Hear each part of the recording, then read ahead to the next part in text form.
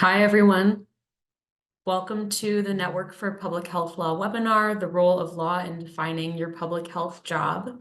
Thank you for joining us today. The presenter slides, as well as a recording of this webinar, will be available on the network's website in about a week. You will receive an email when they're up on our website, as well as a post-webinar survey link, which we'd greatly appreciate if you could fill out. Please use the Q&A function throughout the webinar if you have any questions today, and our moderator, Darlene, will try to get to as many as possible. Just as a quick intro, we're going to ask you all if you feel comfortable warming up the chat box a little bit. Just tell us a little bit about you, your name, role, location, where you're joining us from.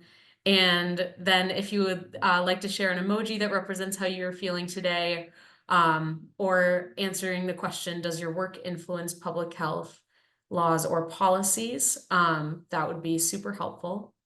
My name is Leah. I'm a program coordinator here at the network, and thank you all for joining.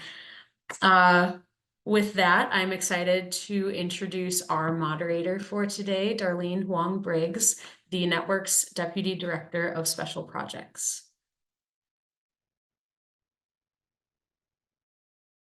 Awesome. Thanks, Leah. I am not seeing slides. Anybody else? Welcome, everyone. It's great to have you all with us. Getting the nice little flow in the chat there. Leah, are you able to bring the slides up? Oh yeah, sorry, for me it says I'm sharing my screen, but let me try to reshare and see if that helps. Okay. So as Leah's doing that, I just wanted to spend a couple of minutes giving you the lay of the land for our next 90-ish minutes. So we've designed today to hopefully be more interactive for you all and with us too. We've got some polls for you and welcome your thoughts and reactions in the chat box at any time. The network team is going to start off with a brief 101 of sorts, and then you'll get to meet the panelists and hear about their jobs right away. With that introductory stuff out of the way, you'll have more context for the Act for Public Health and other advocacy work that Attica and I will share about. And then that will lead us to where we'll spend the bulk of our time today in discussion with the panelists and answering your questions. So as Leah mentioned, or if she didn't, we would love for you to use the Q&A function to submit your questions. It's just a little bit easier to track the questions that way, because as you can see, once we get folks going in the chat box, it's hard to keep track of. But I love seeing what everybody is, where everybody's joining us from. Got a couple emojis in there. I can't find my emoji button right now, but if I could, I'd share a hippo because I have been loving photos of Mu Dang, the lovely little hippo from Thailand, and it just makes me happy. So there it is. Thank you for the hippo. Okay, so next slide, please, Leah. This is the network's disclaimer, which I won't read verbatim, but basically, yes, some of us are lawyers who will be talking about the law here today, but we're not your lawyer. If you need specific legal advice, you'll need to speak with your own counsel. Next slide, please. Okay, so what exactly will we be talking about today? We're going to level set our discussion with some basic governance structures that define our democracy and sources of law that empower both governmental public health and its partners to do their jobs. You'll hear a bit about how the law is and has been evolving, which makes understanding the connections between civic engagement and public health governance important for protecting the legal authorities you need to effectively protect and promote the public's health. And most importantly, you'll hear from your colleagues about how they're navigating all of this and maybe find a new idea or two, or make a new connection or two here today that'll help you improve your own work. Next slide, please. Okay, so these are your colleagues and panelists for today. They'll join us on screen shortly to introduce themselves further, but I wanted to take a moment now to just thank Attica, Jason, Megan, Lori, and of course my network colleague Emma for being here with me and all of you today. Um, so next slide. Okay, I think we have our first poll question, which should pop up for you shortly. But to get your brains going, the question here is an agree or disagree statement that public health is political. Um, and if you want to elaborate on your answer in the chat box, please do. A lot of the material for today is a little bit sort of potentially subjective. We're hopefully going to make it a little more objective, but interested to hear why you think it is or isn't.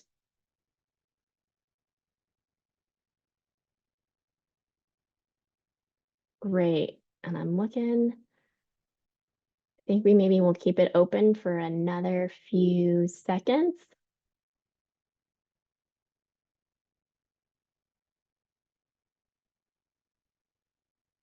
Okay.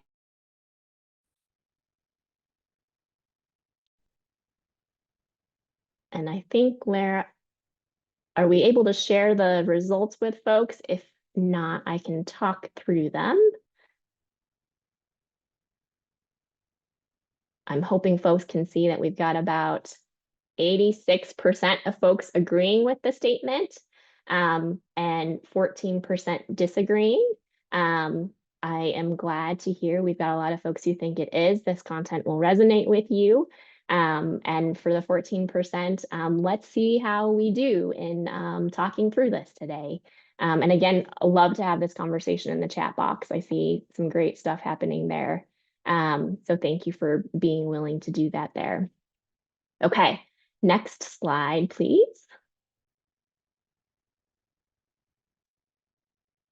So this might not be necessary anymore, given that we've got most folks, but like any good lawyer, I am going to start us with some definitions. What does political actually mean? We see here it's about politics, and Leah, you can bring up the next part of the definition.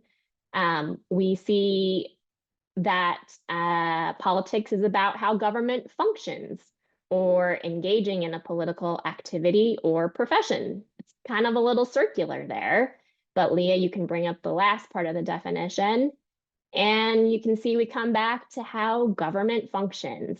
So in fact, the only part of these definitions that aren't super circular are related to public governance and governing, which of course is what underlies all of what public health does. So next slide, please, Leah.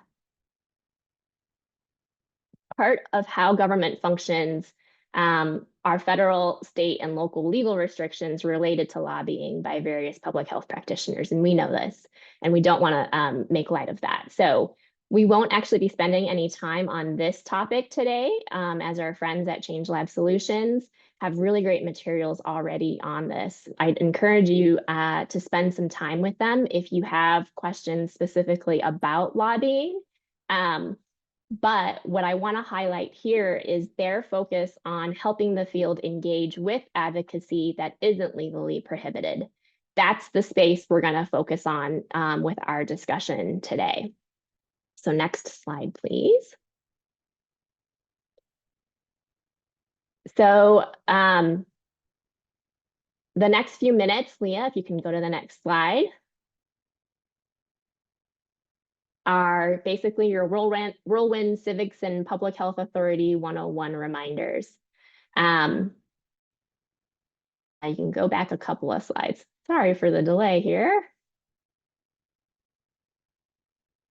So the slides are basically going to be, if you go back to, I think it's slide 10, Leah. Yeah, this is much of what you already know, but it's just a helpful reminder because jurisdiction really is foundational to understanding how our government and, of course, then governmental public health operates. multiple levels of government and that the US Constitution is the source of the federal government's authority. The Constitution, right, expresses enumerated powers for the federal government. And over the years, the US Supreme Court has found many implied powers as well that are not expressly listed in the Constitution. And so we have both express and implied powers that can and are shared with states, territories, tribes, and the local governments that states actually create. Conflicts between the use of concurrent powers by the various levels of government raise the legal concept of preemption, which is when the law of a higher level of government takes precedence over or supersedes the law of the lower level of government. It gets complicated fast. So again, there's a source citation here for you to visit for more information with the CDC and Change Labs Public Health Law Academy. But for the purpose of today, the important thing to remember about preemption is that it's ultimately a legal question that the courts are the final arbiter of.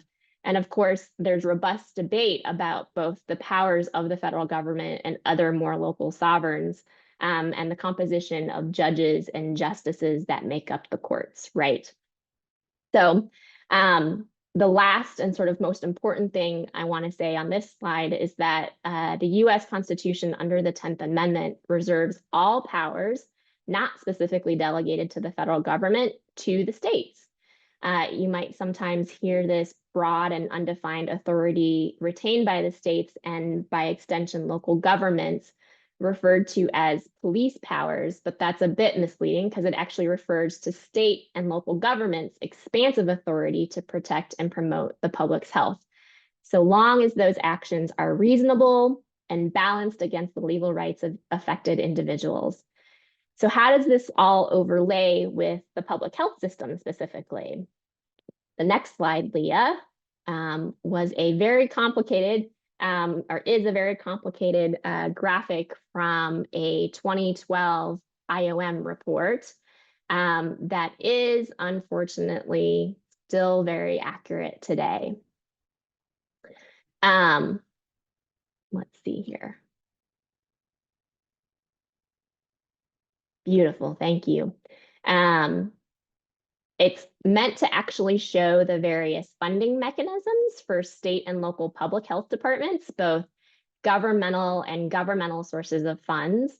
But it illustrates the many sort of solid lines there and dotted lines of legal authorities that health departments wrestle with to deliver public health services and otherwise do their jobs. So in other words, this makes clear that what all of you already know, that in addition to statutes, regulations, court decisions, other sources of law, there are grants and contracts that play a really big part in shaping your work. It also illustrates that you're not crazy if you often feel like you're stuck between a rock and a hard place. Untangling this mess, though, is that we find ourselves in really is part of the job that we have to do if we want to fulfill our mission for the public. And I think this graphic also shows health departments are not alone. You have friends, both inside and outside of government, or you can make new friends who can help you. So on the next slide, we get back more squarely to the legal authorities of state and local public health actors. You've probably seen these various descriptions of these public health governance models, which are all captured in one way or another in your state's laws. Most states have a decentralized structure. Another 15 or so are centralized. And then there's a handful each of mixed and shared structures. But even within the decentralized states, which again is the majority of the states, there's quite a bit of variability from state to state in how state statute in particular sets up implementation and enforcement relationships between key public health decision makers at both the state and local level. Governors in every state are very important, often appointing not only the chief state public health official, but also members of various governing and advisory boards for the state health department. Local health department governance varies even more, and we haven't even talked about the legal authorities for substantive programs and services or cross-cutting capabilities that make up your day-to-day work. But part of my point in highlighting some of the who is responsible is to draw the connection between what the laws and that shape our work and who actually makes them. A lot of them are obviously elected officials. So next slide, please. Part of the reason I'm staying higher level for this webinar is that because when we get into the details of like vaccines, infectious disease surveillance, or tobacco, or environmental health inspections, whatever particular issue it is you might work on, we can sometimes lose the forest through the trees. And as a field, it's important that we get better at speaking with a more unified voice about what our vision is for the public's health and how we achieve that mission. I'll share more about Act Public Health in just a little bit, but I wanted to point you in the direction of this part of the website. That's a really good start at grounding us in some common language to start speaking as one field. So next slide, please. Emma's going to come on next, but if you're looking for another good, relatively short primer on the structure and functions of state and local governmental public health, this is a really good Q&A document from the Public Health Law Center, another one of our partners through Act for Public Health. And with that, I'm going to kick it over to Emma to talk about the courts a little bit. Great. Thank you, Darlene. Hi, everyone. Thank you all for being here. My name's Emma Kaiser, and I'm a staff attorney with Network for Public Health Law. And I'll just be continuing this discussion of the legal and political frameworks in which public health operates, with a brief overview of separation of powers. So as I'm sure everyone here knows, our governmental systems at both the federal and state levels are comprised of three branches. The legislative branch consists of Congress or state legislatures. The executive branch is made up of the president or governor, as well as administrative agencies or departments. And the judicial branch is the court system. And separation of powers instructs that responsibilities are divided among the three branches. So in this system, at a high level, the legislature creates law by enacting legislation. The executive branch implements and enforces the law through regulations, orders, and other measures. And the judiciary interprets the law through judicial decisions. Next slide, please, Leah. So where is public health situated within this three-branch system? Health departments are administrative agencies that sit within the executive branch, but public health is also influenced by the other two branches. The legislature enacts laws that establish and shape health departments' authority. So for example, a state legislature may pass a law requiring a health department to implement a childhood-led screening program, or a law authorizing a health department to respond to environmental health threats. Now, the judiciary influences public health by interpreting laws and issuing decisions that dictate whether and how laws may be applied. I think while we often think of the legislature's role in passing and shaping law, including public health law, the judiciary's role can be less clear. So I'm just going to take a moment to highlight some examples. Next slide, please.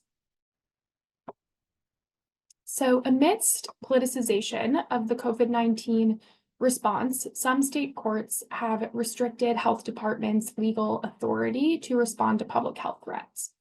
On this slide, I've highlighted an example case from Michigan, TMV Associates v. Director of Health and Human Services, but there have been similar cases in other states, including, for example, a Missouri case, Robinson v. Missouri Department of Health and Senior Services. So during the pandemic, the Michigan Department of Health and Human Services issued an emergency order limiting gatherings at food service establishments, as many other health departments in the country did. So a business went to court to challenge a provision of the Michigan Public Health Code, so a law that granted authority to the department to issue such emergency orders.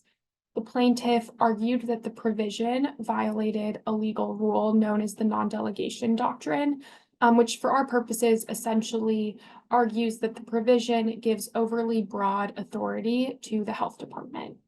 The Michigan Court of Appeals agreed with the plaintiff and held that the provision was invalid. So this is a clear example of how the judiciary can shape public health authority. Next slide, please. So here I've highlighted just a few key observations from this case and others like it. The first relates to the language in some of these opinions. This language at times reveals a highly skeptical distrust within the judiciary of public health and the role that our governments play in protecting communities more generally. The second observation I'll note is how these cases that strike down statutes really shift power away from health departments and also away from the legislature and concentrate more power in the judiciary. And particularly when courts are hostile towards intervention, this can undermine government's ability to promote community health. And that brings me to the final observation, which is how these cases are just one strand of a broader anti-regulatory movement. I'm thinking of the US Supreme Court's recent overturning of the Chevron doctrine in Loper Bright Enterprises v. Raimondo. And for those who are unfamiliar with Loper Bright, that case likewise shifted power away from agencies into the federal judiciary. And for our purposes, a key takeaway is that at times, judicial scrutiny and skepticism are part of the evolving public health landscape. And our work in the field needs to grapple with how we can maximize effectiveness amidst that reality. I'll turn it back over to Darlene now. I'm excited to hear from the other panelists about their work in this area. Awesome. Thanks, Emma. So, the judicial branch, which many public health practitioners might not be as familiar with or interact with as often, is starting to become a bigger player in public health decision making, or at least the scope of what your authorities are to, as public health departments, do the work. So as Leah takes the slides down, and actually, let's see here. I think, yeah, we have the panelists coming on. So all the panelists, you can come on screen for everybody. And Emma, can you maybe also just introduce yourselves to everybody? Tell us a little more about who you are, what you do at the network, and how your work influences public health laws and policies. Sure. So as I mentioned, I'm a staff attorney at the Network for Public Health Law. We work with local, tribal, state, and federal health officials, as well as CBOs, attorneys, policymakers, and others. And we provide legal technical assistance to support them in using law to advance health and health equity in their communities. And this support takes a variety of forms. So for example, we provide trainings on laws and regulations relating to public health. We conduct research tracking developments in the field, such as changes in public health authority. And we develop resources and provide information to support agencies and other organizations in promoting healthy communities. My work at the network focuses on public health authority and also data privacy issues and health information sharing. But today I have my public health authority hat on. And our work really in that area helps practitioners understand and use their legal authority to implement public health policy and interventions. And particularly in recent years, this has in part involved supporting public health practitioners and others in understanding and navigating changes to the public health legal landscape, and supporting them in promoting healthy communities in an evolving context that's increasingly characterized by ideological opposition. Thank you again to everyone for being here. I'm really looking forward to this discussion. Awesome. How about Attica? Can you introduce yourself? Who are you? What do you do? And how does your role influence public health laws and policies? Absolutely. Happy to do it. Thank you so much, Darlene. I'm honored to be part of the panel. My name is Attica Scott. I'm a former Kentucky State Representative, so I had quite a few fingers and toes dipped into the public policy world and the advocacy world. And I am the Director of Special Projects at Forward Justice Action Network, which is a 501c4. Our focus is all about advocacy and public policy. So again, thank you, Darlene. Awesome. And Megan, welcome. We're glad to have you. Tell us a little more about yourself and how your role influences laws and policies. Yeah, my name is Megan Senny. I'm the policy coordinator at Jackson County Public Health. Thank you for having me. I lead our health department's policy work. We are a county health department outside of Kansas City, Missouri. We have about 280,000 people in our jurisdiction and about 12 different municipalities that make up kind of the Kansas City suburbs. And so we have quite a diverse range of geographic and various population sizes that we work with. And so I try and my team tries to look at what policy solutions might work for our various communities and then try and inform and educate our local officials on those solutions. One thing that we've looked at recently is the connection between civic engagement and public health. And I know the network has looked at this as well as healthy democracy, healthy people. And we had a similar finding where counties with higher voter registration tend to have better health outcomes. And so kind of as a result of that, our department's taken the initiative to become an official voter registration site this year. So for the first time, people can register to vote when they come into our clinic. So I just wanted to share some of the promotion that we've done around getting registered to vote ahead of the election in November. That's amazing. Exciting to see some of that work being done by health departments. Thank you, Megan. Lori, you're up. Tell us about yourself and how your work influences laws and policies. Yeah. Thanks. My name's Lori Furlano. I serve as the state epidemiologist and the director of the Office of Epidemiology at the Virginia Department of Health. So my role is largely responsible, my office is largely responsible for communicable disease prevention and control programs. That's everything from STDs to salmonella, immunizations, data surveillance, et cetera. So I have the opportunity to be involved in different aspects of policy development and implementation in my current role. I previously worked at the local level. I also worked for our commissioner's office. So I've seen that work from different perspectives. But my current role, I'd say for policy involvement, I participate in the legislative process together with my team. We get involved in the regulatory process here in Virginia, so proposing amendments or shepherding changes to those regulations. And then just in general, I think mostly what our involvement is ensuring that we have strong working relationships with both internal and external stakeholders. So those are kind of the big buckets in which I get involved. But I think one of the most important roles and responsibilities that I have is to make sure that my teams are producing high quality, accurate data and information that helps keep the public informed, helps keep policymakers informed. Hopefully that will help them with their decision making. Yeah, I feel like before the pandemic, people probably didn't know what an epidemiologist was. And now everybody does. I know, right? That's Yeah, great. fun. Yes. Yeah, thank you for being here. Sure. All right, Jason. Hi. Welcome. Welcome. Thank you. My name is Jason Orsina. I'm the health commissioner for Union County Health Department in Ohio. I think there's another Union County actually on this call. I saw that flash up. He's probably received phone calls from people looking for my office at some point. I've been in public health for over 25 years, and 20 of those years I've been in leadership, 16 of which as health commissioner for Ohio, the chief public health official for the jurisdiction. I've also had the good fortune over the last 20 years to be in leadership on the state association. So both the Ohio Public Health Association, which is the APHA affiliate, and our state SACHO, our Association of Ohio Health Commissioners. And both of those groups have very strong public affairs work groups as part of their structure, and those become very, very involved in both review of rules as they come up, as well as advocating for changes in policy and on a variety of levels.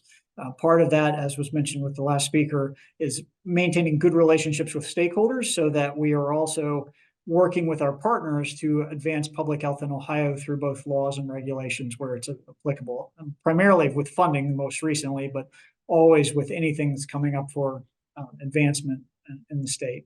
So. Yeah. Okay.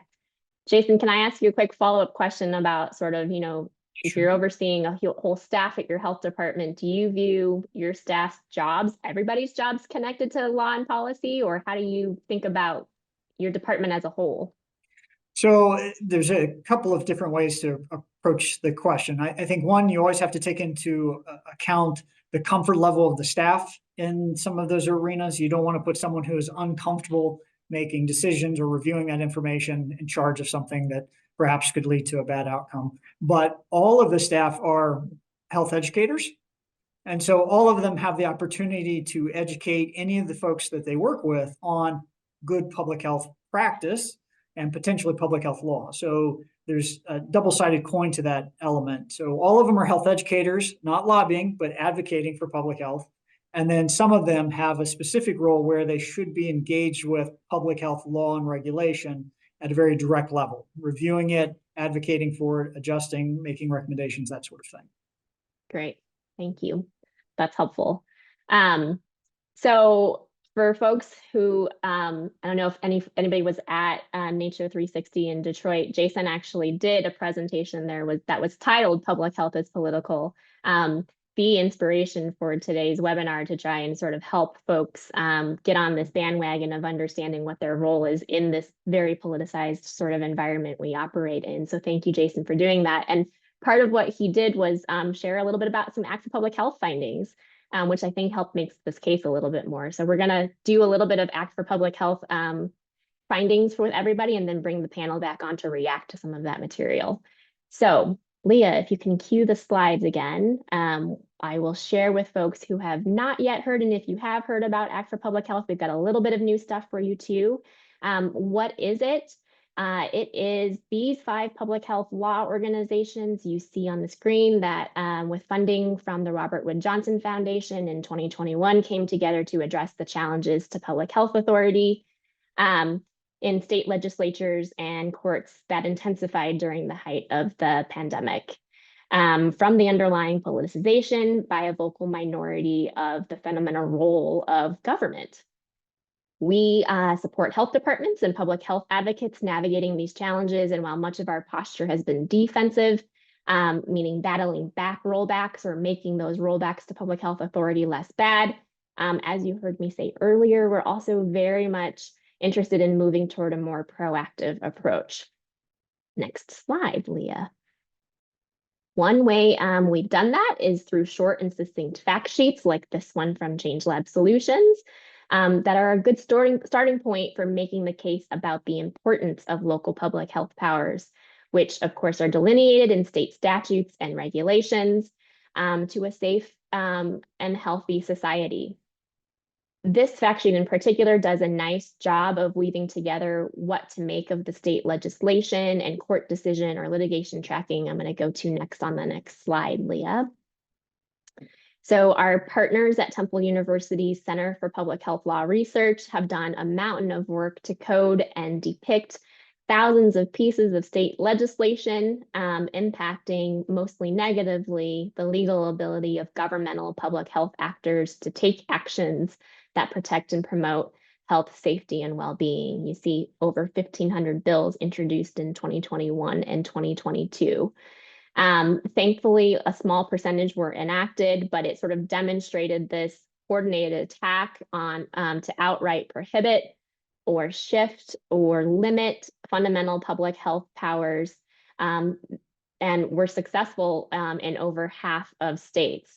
Think things like bans on employer vaccination requirements or mask mandates, as well as blocking the use of business closures or quarantine and shifting power from the executive branch to the legislature for decisions that actually require public health expertise and experience. Next slide, please. If you have questions, please go ahead and enter those into the Q&A. And okay, so this is actually from Law Atlas's newly redone website, shows those states with more recent newly enacted laws impacting public health emergency authority in purple there. And for a little more context of potentially positive or negative impact, in yellow are states that have enacted laws aimed at strengthening public health authority, things like revisiting state public health codes and their sources of law, and if they are functioning properly or not, or if they're funded properly or not. In blue states, you see those that have limited public health authority. Next slide. The litigation tracking powerhouse for our group is Public Health Law Watch at Northeastern University. They are focused on scope of authority issues and a subset of constitutional claims like the First Amendment religious liberty cases you see here in the weekly litigation updates that they send out.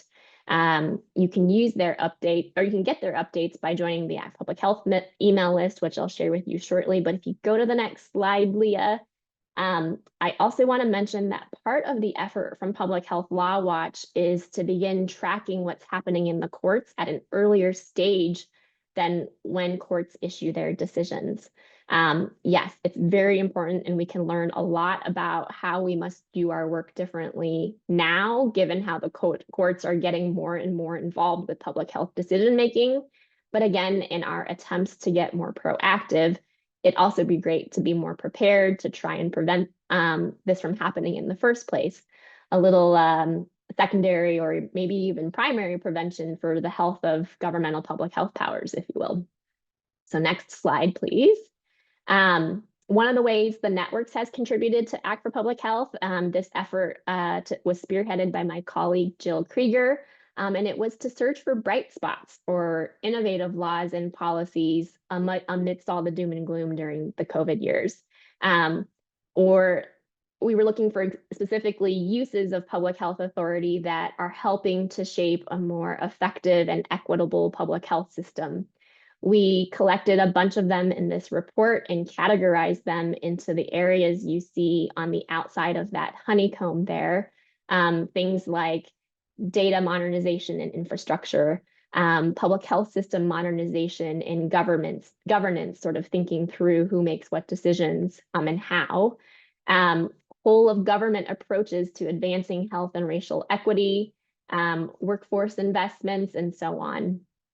We think these collection of examples are a really good grounding for beginning to articulate a unifying vision for public health, and then how we translate that legally into new and improved forms and uses of public health authority. So next slide brings me to the framework or roadmap for more effective, equitable, and community responsive public health authority that our Act for Public Health partner Change Lab Solutions is leading. Building off all of our work to date, all of the partners' work to date, and that of many others working to unify the field. I'm thinking about our partners at American Public Health Association, ASTO, NACHO, American Heart Association, a lot of national voluntary groups, and then organizations like the Bipartisan Center and CC Foundation, working to sort of think through what should the public health system be working on.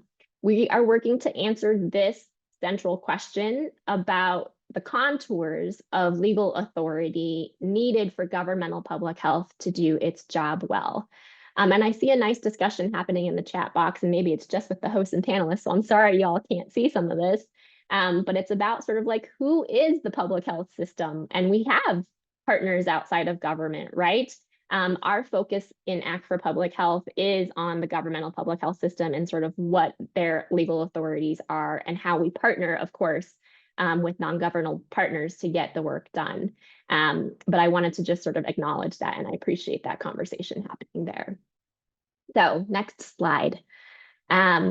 On the framework roadmap, we have begun to coalesce around these core activities of process, accountability, and outcomes. And you see sort of what we mean by those things on the right there.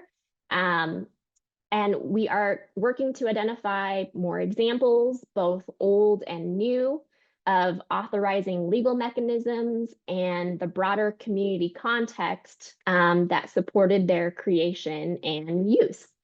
So we're having conversations like this one. And next slide, please, Leah. We would welcome your continued participation in the discussion. This is the Act for Public Health URL. It's pretty easy, and you can sign up to learn more about the collaborative's work. And then there's also a QR code here to more directly fill out a form to get more involved in the framework and roadmap specifically. If you have examples you want to share, or if you want to identify yourself as someone who would like to read a draft of what comes out and provide us direct feedback, we would love that as well. Lots of different opportunities for you to get engaged here if you're interested. So I have just one last slide, Leah, before I turn it over to Attica.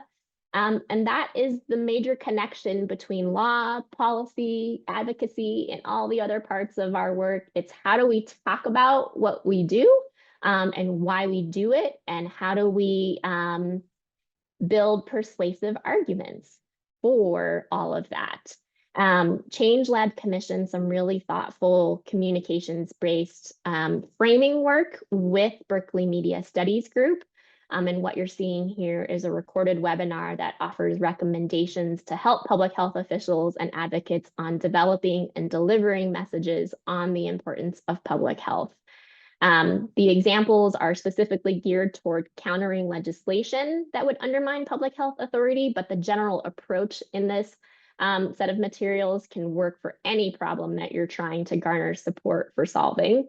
And spoiler alert, one of the biggest sort of takeaways for me, at least, was we got to lead with what we're good at and what we do, rather than starting with how underfunded and broken our system is. It's hard to garner support for a broken, underfunded system. So we got to lead with what we're doing really well.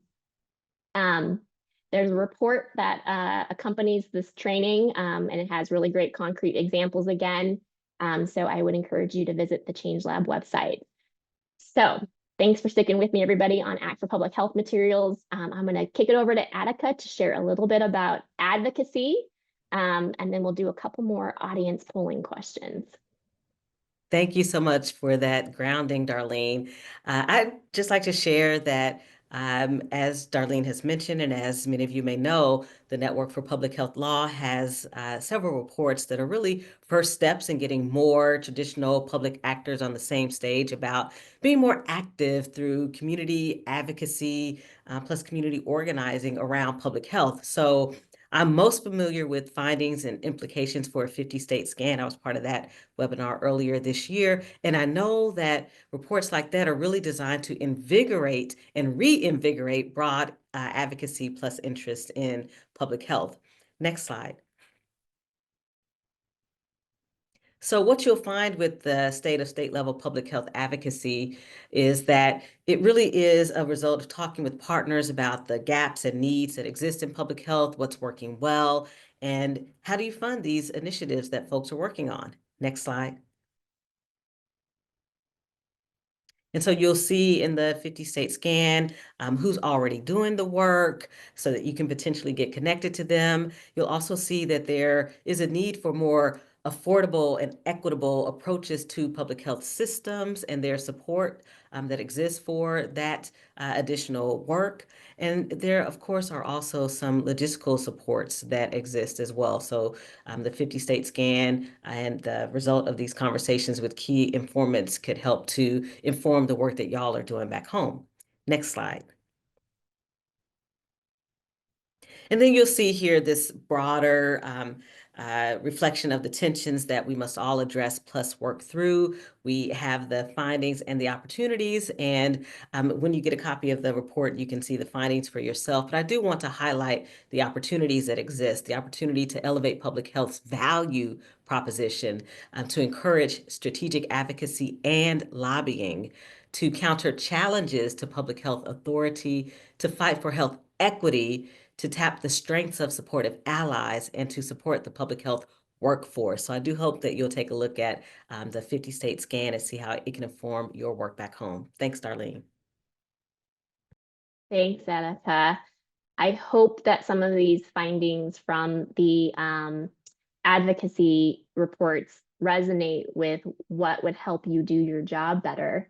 And again, if you have interest in learning more about those reports, they are on the network's website, and a number of partners can engage with you about those reports and findings and how you can get more involved if you're interested.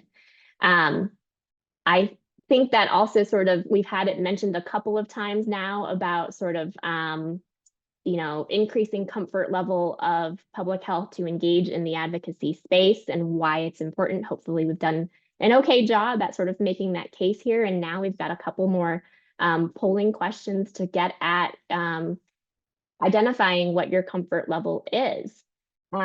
So you've got two polling questions here for you. How comfortable are you navigating the political system in which you do your work? One being, I'm not sure what or why you're asking, so uncomfortable. 3 being, I understand the difference between lobbying and advocacy, but I'm still getting comfortable with advocacy. And 5 being extremely comfortable. I think of myself as a very proud public health advocate.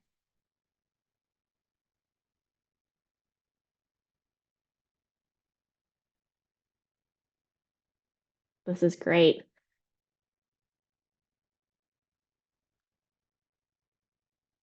And I see a request for something that I can do while we're letting the polling going here. Go.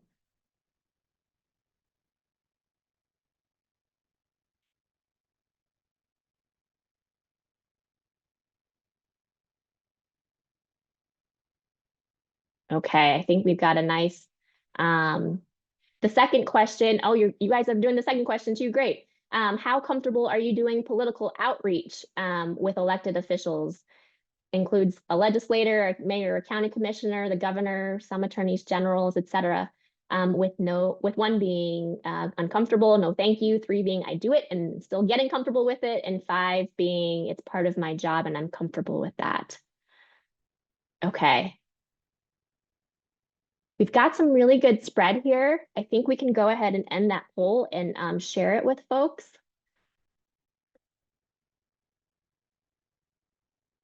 Thank you, Leah. Okay, so I hope then the discussion that we're gonna get into here is gonna be helpful for folks sort of on the lower end, and of course for everybody, but lower in the middle end, to sort of give you a couple new ideas here of how your colleagues are approaching this. So we can, I believe, have speakers, panelists come on screen.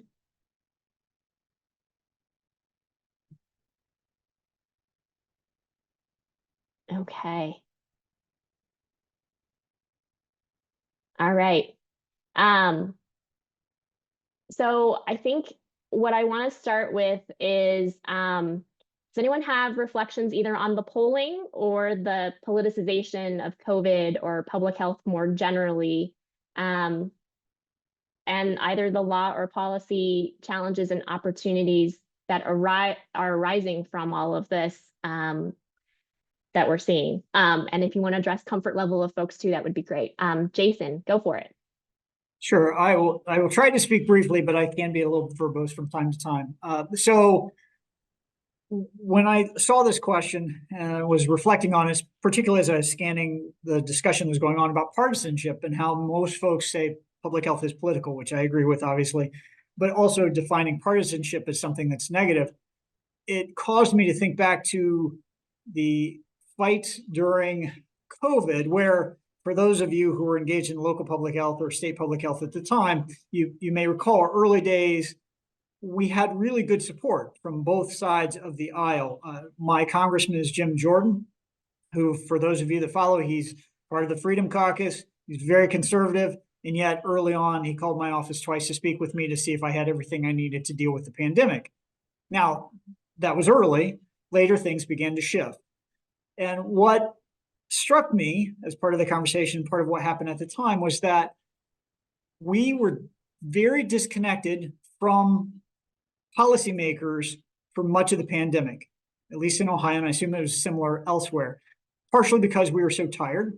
We were so engaged elsewhere with the response that we were having some interaction early on, but we failed to maintain that interaction to some degree. And we assumed negatively, falsely, that science and research and all those reports that were coming out, folks would just follow those as long as we gave them the information. Of course, that's not the case. It's never been the case. And so what happened as we disengaged from the policy process is that other folks, opportunists, took advantage of that gap, that space, to inject things that they had desperately wanted to see, at least in Ohio and elsewhere. Folks that had an axe to grind with some aspect of public health. We saw a lot of anti-vax movement in Ohio during that time frame. They were at the legislative houses on a daily basis, trying to get things turned around long before the vaccine was even released. They were very vocal. We saw things that had nothing to do with public health, but were, because of the rising partisanship over public health at a national level, opportunists took advantage of that to push forward other agendas. The fights between the executive power and the legislative branch, for instance, became a focal point, and again in Ohio. And it really wasn't necessarily over public health. We were just the latest mechanism by which others could push forward their thing. But it occurred solely because we were not part of the narrative, and we were allowing others to fill that void that we should have been engaged in. And so what came out of that, for me, is this recognition from the pandemic that our emergency response plan, I think Darlene, you sort of touched on this, our emergency response plan really has to have a component that says policy. Even though we're not engaged in it at that sort of level all the time, we have to have something that specifically calls out the need for policy advocacy during a pandemic or a crisis. And we see that even now, as we start looking south for the hurricane victims, we see emergency responders dealing with partisanship now that they probably shouldn't be dealing with. But did they consider, hey, we need policy actors who are advocating for us before those tails start to occur, not just public information, but really the policy advocacy piece? Because the one point of cognitive dissonance through all that, as we saw the partisanship at Ohio's legislative houses, was that those same legislators were talking in their communities about what a great job their local health department was doing. And all the elected officials at a local level were commenting and recognizing, passing resolutions, thanking health departments and giving awards to health departments for all the work they were doing, while at the same time going down to the legislature and lambasting public health. And it was always, well, my health department's great, but the public health system is wrong. And that disconnect was one that I don't think should have occurred if we had been more proactively advocating for ourselves early on in what we needed, but also reacting defensively when needed to get the conversation moved away from public health and our response for these actors that were going down there to just take advantage of the situation. And as people are talking about partisanship, that really came back to mind. Yeah. Just a couple of thoughts. Yeah, appreciate that, Jason. Lori, go for it. Reflections. Yeah, Jason's comments made me think of let me lower my hand. Made me think of a few things. My experience was a little different in Virginia. Some of that rung true to me, but I had daily interaction, actually multiple times a day interaction with our governor, his staff, our Secretary of Health, et cetera. I felt very supported, heard. My role at the time really wasn't to interact with other legislators, but to definitely work very closely with our governor's office and Secretary of Health. Our administration has since changed, but we obviously maintain relationships there. We're working relationships. For me, politics I personally think has always been part of public health. I think it was exaggerated, of course, to an extreme degree during the pandemic. We experienced that here in Virginia, maybe in different ways than other jurisdictions. I really try to think of some of the positive outcomes from that, because there's so much negativity that I think we focus on. I think it's great that public health is now on the map and people know what it is. You joked in the beginning, everyone knows what an epidemiologist now. I think that's very true. There are pros and cons to that because now there's a different kind of scrutiny, but I think that awareness and knowledge of what public health can bring to the table, it's still challenged, but it's helpful to have that now. And whether or not people agreed with all of the decisions we made at the time, I do think it's helpful that they know what we do and what we need.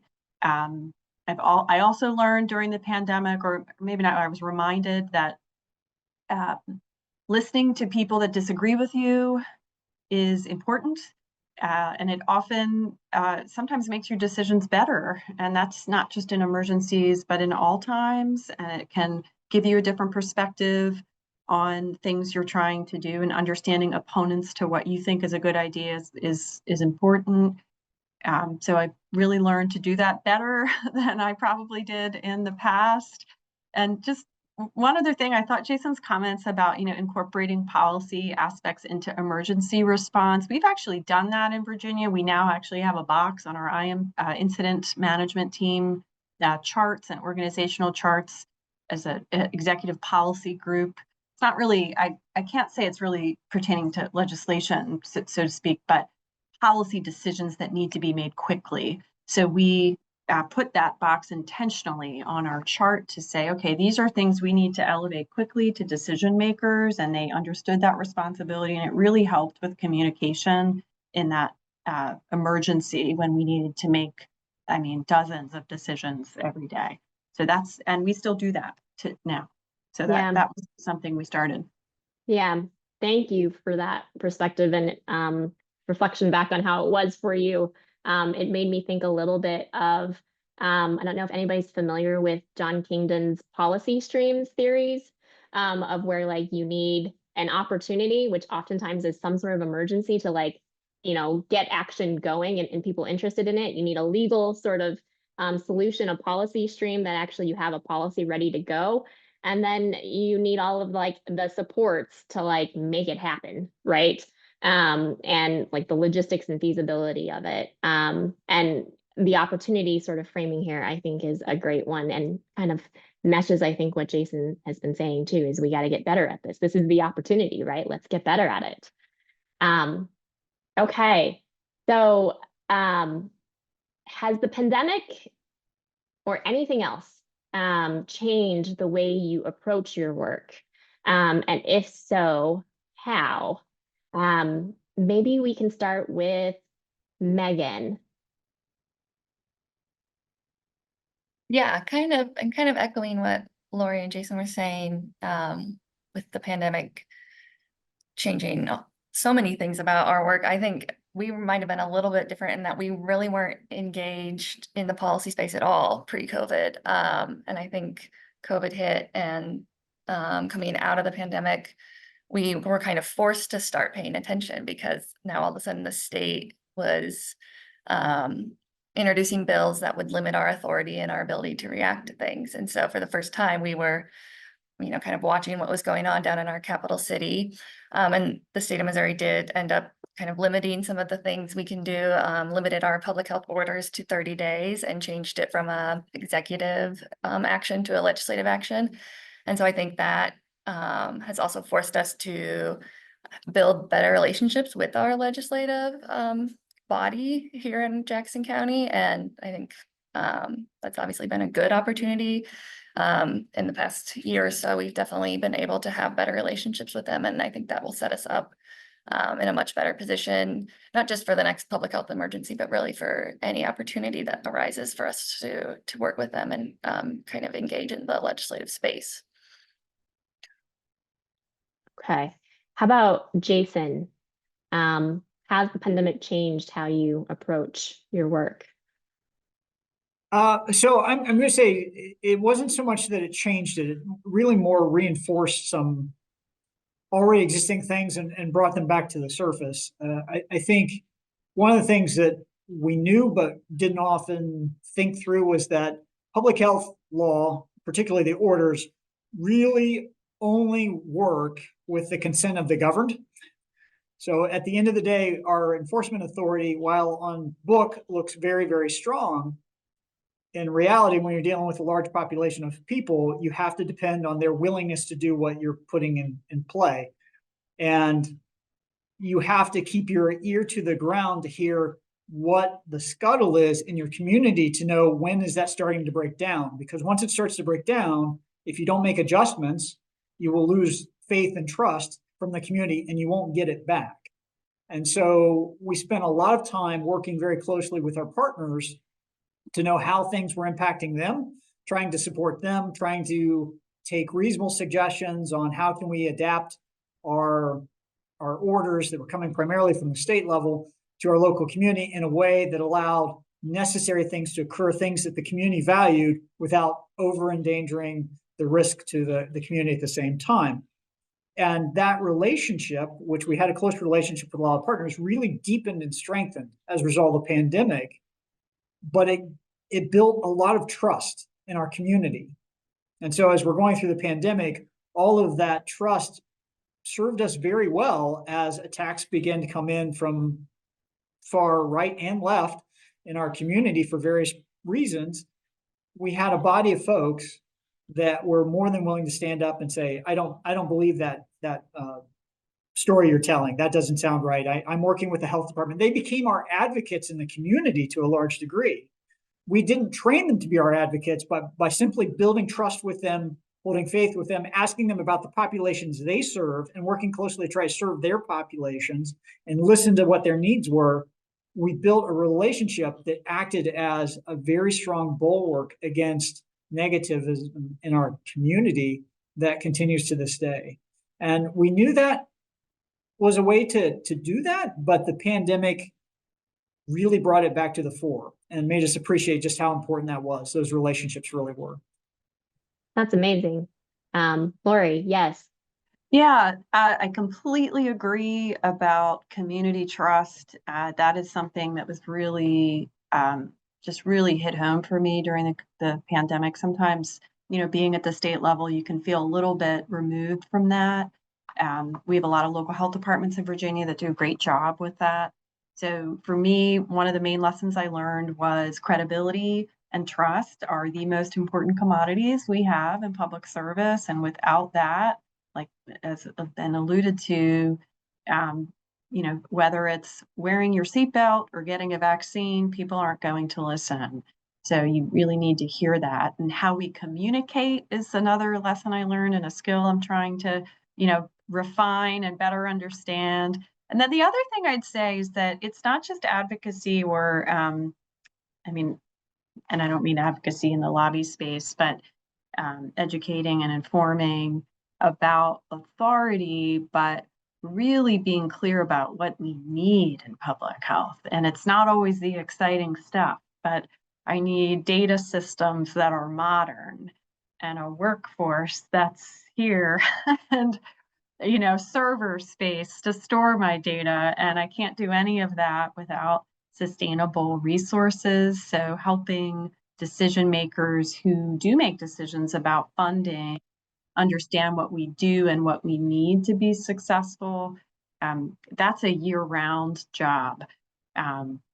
I do a little bit of that. We have other folks that kind of work on that, but helping them use the right words and being really clear about what we need is another thing I've learned, because if you don't have it at a time like a pandemic, it's pretty hard to build that kind of infrastructure, overnight. So that's another thing I learned, is that asking for what you need and being clear about that is important to do all the time, and especially when it's quiet. Yep. Yeah. Great. How about Attica? Anything about the pandemic or anything else that has changed how you've thought about your work? Sure. So As a state legislator, I was also working full-time at County Health Rankings and Roadmap. So I was in public health for nearly a decade. So I brought a different perspective, which helped me to have conversations with community and my colleagues. And I'm in Kentucky, so we can't afford to work alone in our silos and as individuals. So we often work in coalition and work collaboratively, work in community. And so we saw that increase during the pandemic. We saw folks calling on one another who may not have called on one another in a while. Folks being one another's advocates to the state legislature. If there's a group that feels like there's something they aren't able to say to a legislative body, then we have folks who are able to step in and fill those gaps. So that's what I experienced as a sitting state representative in Kentucky. And that work continues today. Folks are continuing to work together on issues related to public health at their localities and at the state level. Great. Thank you, Attica. And I think Emma, you want to say anything about this? Sure, thank you, Darlene. So when we provide training and technical assistance to health departments, we see how this changing public health legal landscape and the politicization of public health affect practitioners' everyday work. We've seen how interventions that have been like largely accepted for decades can suddenly be cast in a highly political light, and practitioners may face ideological opposition from like state and local governing entities, as well as the courts. And I just want to note how this ideological opposition can be particularly salient in the context of work to advance health equity, and especially racial health equity. Given that the pandemic-driven politicization of public health has really coincided with an anti-DEI movement that's targeting equity-focused action across a range of areas, including health and social determinants of health. And this can mean that practitioners doing racial health equity work face heightened opposition. And we've tried to address this new dynamic in our trainings and TA. So for example, we have an executive decision-making tool that was developed by my colleague Denise Chrysler to support state and local health departments in using their legal authority to advance public health activity. And based on the needs of public health agencies and what they've communicated to us, we've tailored the tool to additionally cover practical hurdles, including a focus on how we can best promote health equity within this new environment. And sometimes there are more questions than answers, but we've found value in like bringing together folks at health departments across jurisdictions to share challenges and best practices. And I'll just like throw out some themes that have come across, being strategic about language and terminology, which I think some of my fellow panelists have raised already. Also building partnerships with community-based organizations and other trusted entities in the community, like schools or other trusted partners. And also gathering data to communicate the necessity of work to support communities that have been marginalized can be really important just for even doing that, the initial step of helping people understand why this work is necessary. So those are just some themes that have emerged. Thanks, Emma. Is the tool something people can access? Is there a good way that people can use that tool? I will find the tool and put it in the chat, or perhaps we can circulate it afterwards. Okay, great. That would be awesome. I also appreciate you raising the importance of figuring out how the public health system can advance racial equity and make it more of a priority. I think one of the things that really rose to the fore was the disproportionate impact that it has on under-resourced populations, different racial and ethnic groups, right? And how a lot of public health policy making from a purely population health approach without thinking about certain groups can have a negative impact, even if it's about protecting safety, right? There's a whole set of social conditions that are making public health policy making a lot more difficult.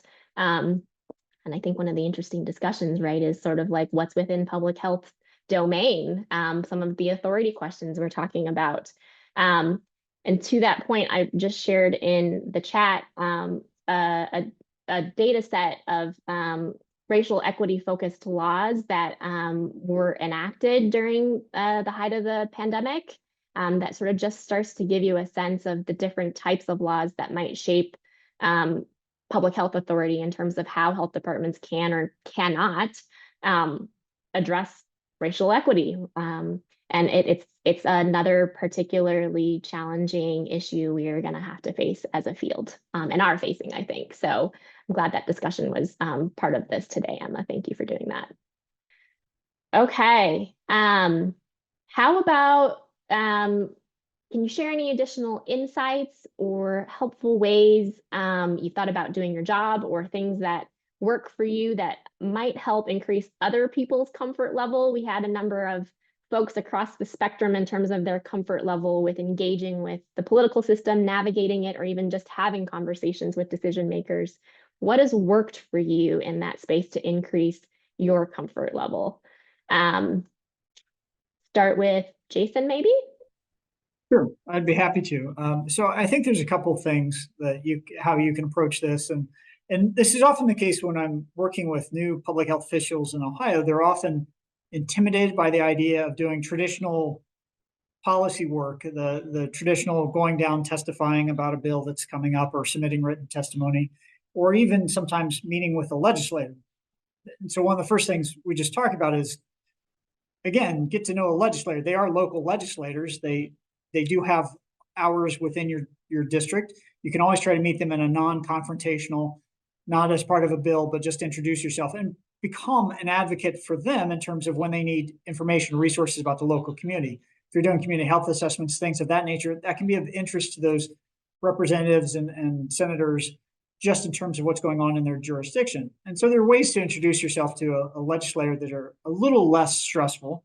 But if that is still not your thing and you have a lot of concern, then there are many other opportunities to have influence over the policy arena simply by engaging partners that you probably work with every day. You have local elected leaders that you probably have to engage with if you're a health official, whether it be mayors or county commissioners, city administrators. There's a whole plethora of local folks that have a lot of say in public life, have influence over the state legislators, that you can have an easier time getting to having conversation with, and they are closer to the work you're doing. And so not only can they support your work you're doing, but they can become an advocate for you. And sometimes allowing them to help take your message forward is more important than you being comfortable taking it down to the state house yourself. Matter of fact, in Ohio, and I'm sure it's similar in other states, it's a revolving door with the legislature and our local elected leadership. And so because of term limits, they go from one house to the other, then back to the local, and then back up to the house, and then the other and back. So you have some opportunities to engage in the policymaking that way. And then the other is engaging with those individuals in your community who are probably going to tell a better story than you, honestly. You have families that have been affected by something. You have organizations that support some cause. They typically have the stories, not the data, but the actual stories that move people to action. And supporting that effort from those groups can sometimes lead to better public health outcomes than if you are trying to be the face person for a campaign, especially if you're dealing with children issues. Equity issues can also be one you can do that as well. Despite some of the complexity that falls into that, there are stories that can be talked about. Again, children hunger, infant mortality, that the stories from those folks that are working on those issues directly are better to support than for public health being the face person sometimes, because they can make a visceral impact on the folks that are down there, and they are prepared through their networks to have those conversations directly with legislators. So it really depends on what comfort level is, but there's lots of ways to approach this and still advocate for public health policy in a meaningful way. Yeah. How about you, Emma? Thank you, Jason. I appreciate thinking about some other opportunities there. Emma, you have any you want to share? Sure. So think one takeaway I've had from our work providing TA and trainings, as well as the tracking of court cases, is how much variation there is from state to state and locality to locality in terms of the kinds of challenges that folks in the field are facing. And, there's certainly common themes, but the nature of those challenges, as well as best practices for navigating them, are often dependent on the local context. And I think that understanding and the humility that comes with it have shaped our work. So in our trainings, for example, we'll provide information on changes to the legal landscape, but recognizing that there's no one-size-fits-all approach to navigating those changes, we've tried to create space for public health practitioners to share their experiences and any successes they've had. And those can be really valuable, particularly in places where there's been significant turnover in health department staff. Newer staff can learn a lot from those who have more experience working within their communities. And that's all to say, I think that listening to and drawing from others' experiences working in similar contexts can increase comfort with navigating the political system and maximizing effectiveness in these evolving landscapes.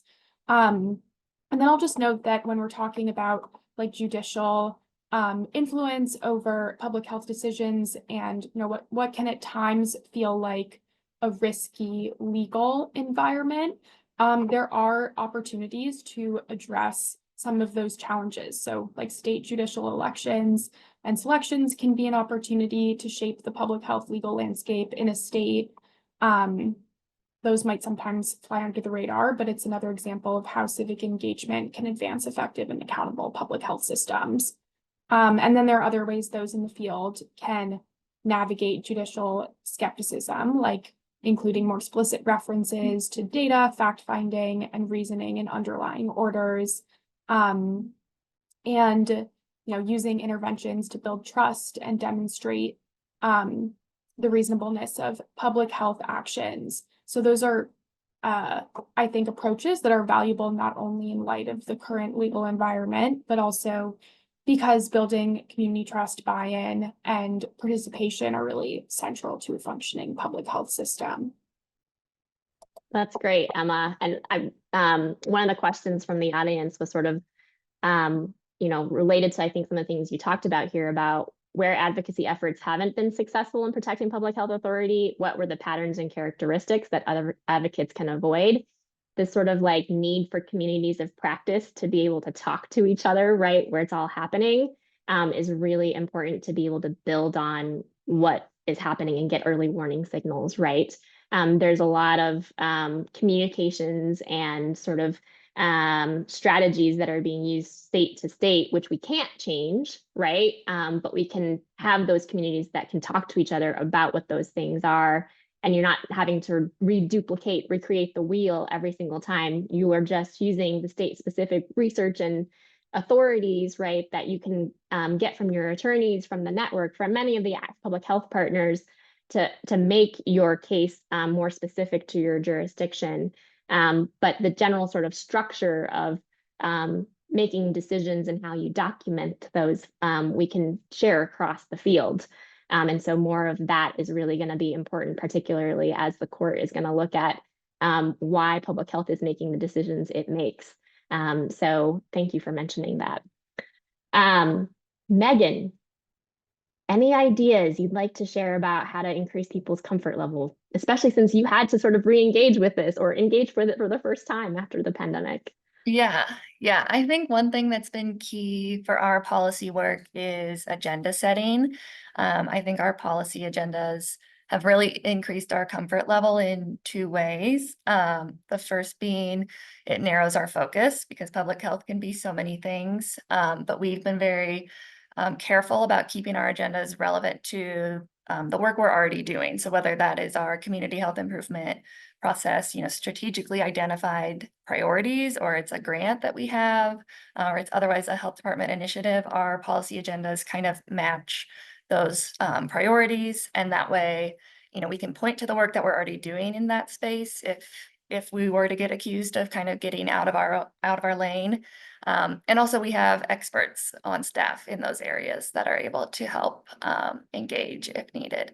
And then I think the other way our agendas have helped is we get eyes on those agendas from our director, our leadership, our board before they ever go public, and we kind of get a one-time stamp of approval before that agenda goes public, before we engage with anything on it.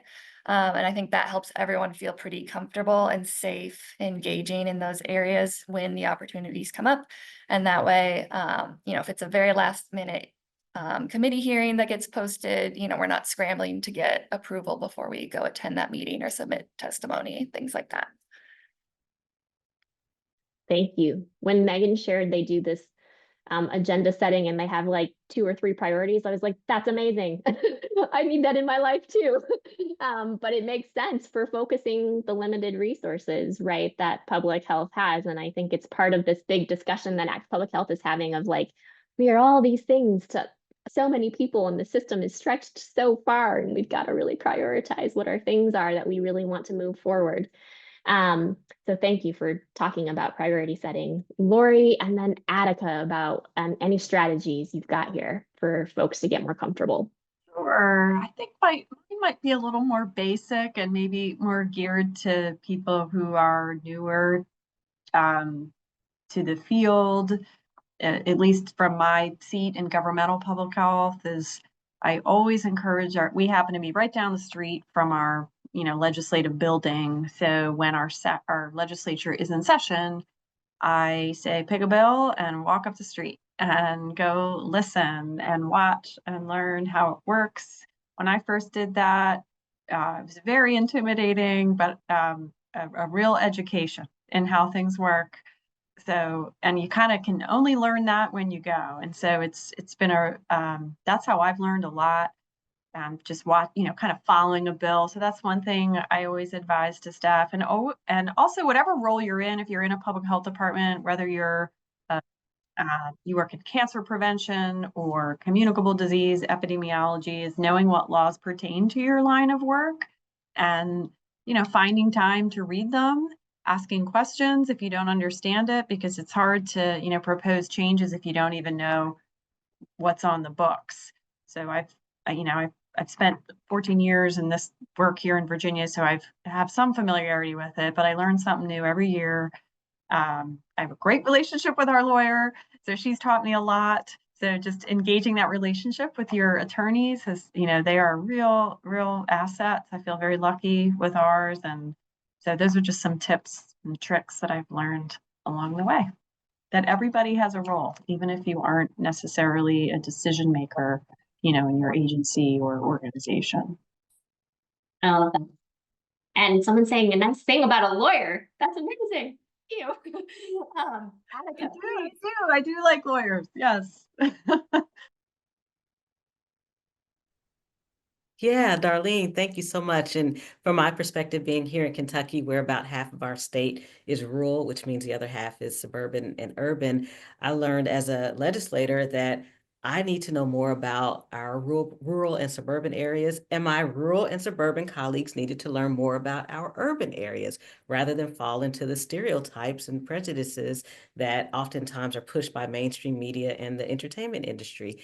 And so what that meant was, when I'd have folks come to visit me or I'd share about stories where I live, they learned that in my area, which is predominantly Black, 55,000 people, which is the size of many of our counties in Kentucky, we had 0 hospitals for over 100 years, which meant that my folks, me and my folks and my children, would have to travel miles to get to a hospital for services.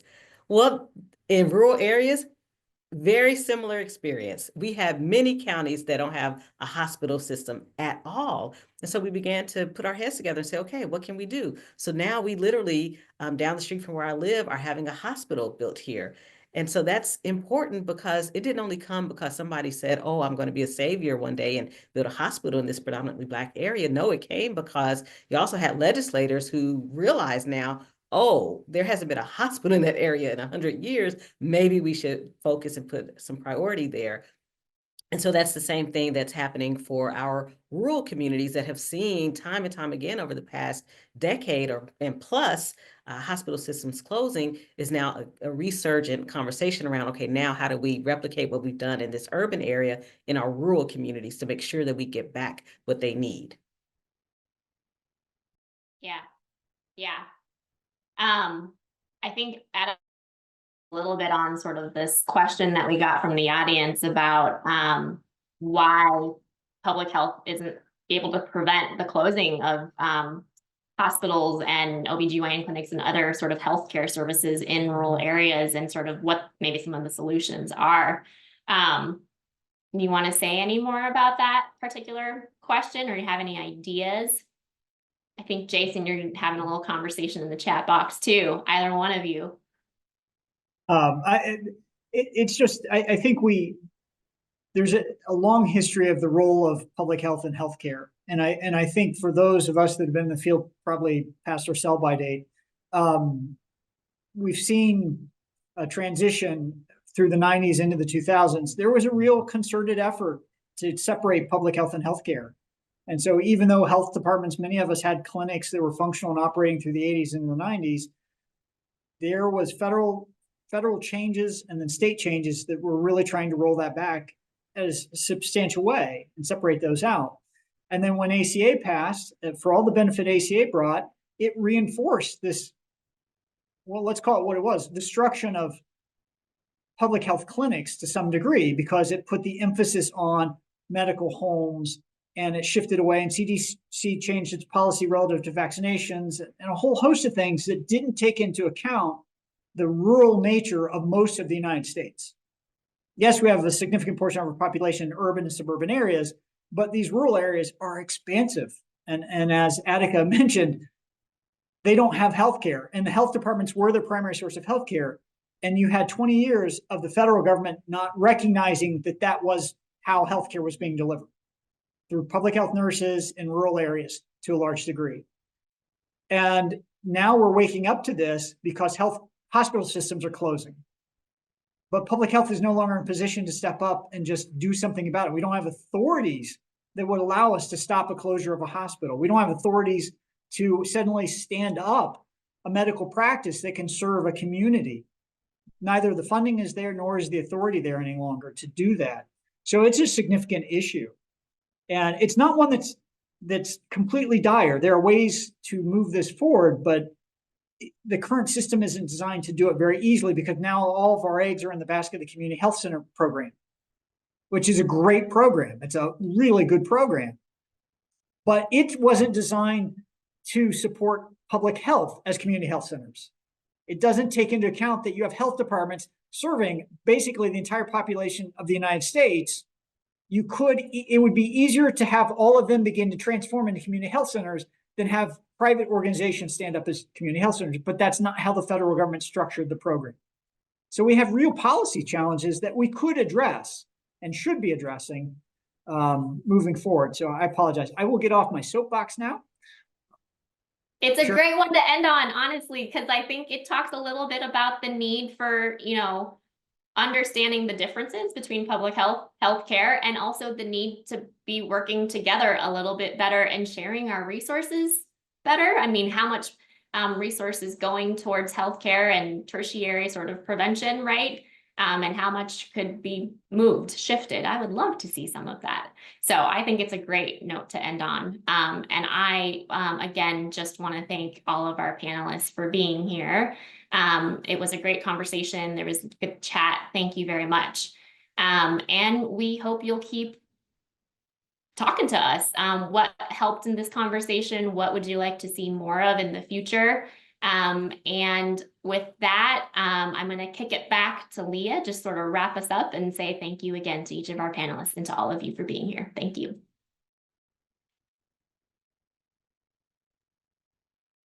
Thanks, Darlene.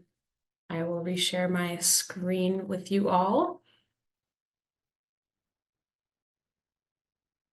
All right. Thank you all for attending again today. You will receive an email notification when the slides and recording of today's webinar have have been posted on the network's website, and that email will include a survey link for a post-webinar survey that we would greatly appreciate if you could fill out. So once again, thank you all for coming, and thank you to all of our panelists today for such a great discussion. All right, have a good rest of your week, everyone. Thank you.